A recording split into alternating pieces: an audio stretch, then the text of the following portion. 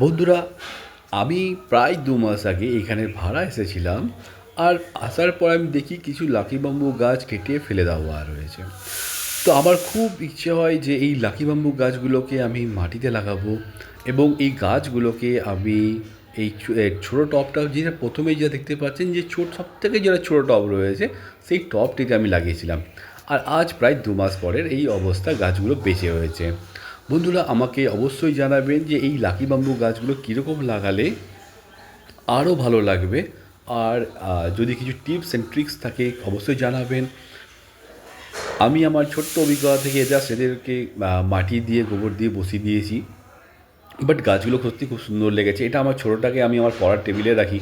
আমার খুব ভালো লাগে এই গাছটাকে। আপনারাও জানাবেন যাদের বাড়িতে লাকি বাম্বু রয়েছে, কাইন্ডলি জানাবেন অবশ্যই আমার কমেন্টে। Thank you friends.